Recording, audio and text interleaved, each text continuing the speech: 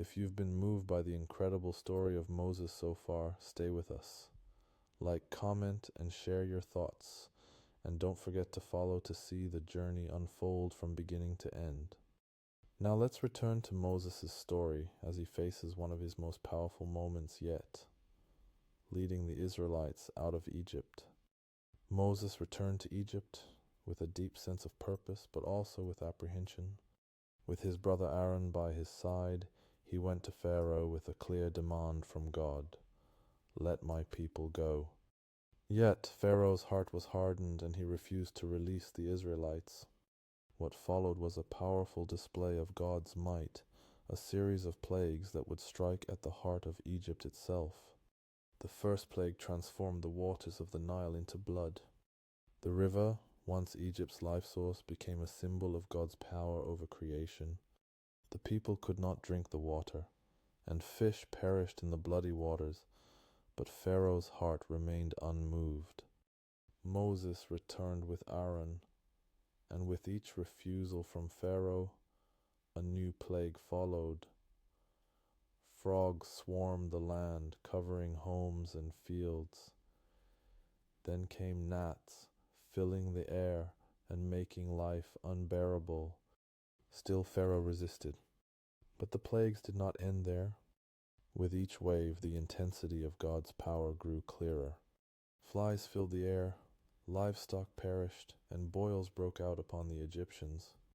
Yet Pharaoh's stubbornness only grew, a reminder of his arrogance against God's command. Then a hailstorm unlike any before struck the land, destroying crops and livestock.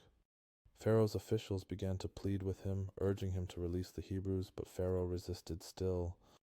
In the final days, locusts swarmed, eating whatever greenery was left after the hail, and an eerie darkness covered the land for 3 days. The people of Egypt were plunged into fear and sorrow. And yet, even after all of this, Pharaoh remained unyielding.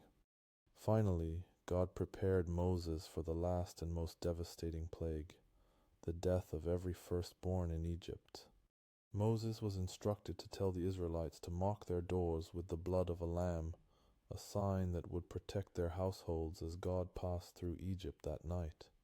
This event would become known as the Passover, a night remembered forever as the moment when God delivered his people. Across Egypt, cries of sorrow echoed as each household mourned while the Hebrews were spared. At last Pharaoh relented, overcome by the grief that struck his land. He ordered Moses and the Israelites to leave Egypt. They gathered quickly, carrying with them their belongings and the treasures given by the Egyptians. With Moses leading them, they began their journey to freedom, a journey that would test their faith and resilience in unimaginable ways. As they reached the shores of the Red Sea, the Israelites faced yet another test of faith. Pharaoh's army pursued them, and the people were terrified, trapped between the sea and Pharaoh's chariots. But Moses, standing firm, stretched out his staff over the waters, and God parted the sea before them. A path opened through the waters, and the people crossed safely to the other side. When Pharaoh's army followed, the waters closed, and his forces were swept away. It was a moment of deliverance, a moment that affirmed God's power and faithfulness. The Israelites were free, yet their journey had only just begun.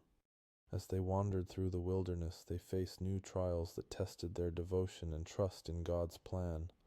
Through it all, Moses stood as their leader, guided by the God who had called him from the burning bush. If you've been inspired by Moses' journey from the palace to the wilderness and finally to the shores of the Red Sea, please don't forget to like, share, and leave a comment with your thoughts on this story. Follow our account for more powerful stories, and make sure you're caught up with parts 1 and 2 to experience the full journey from the beginning.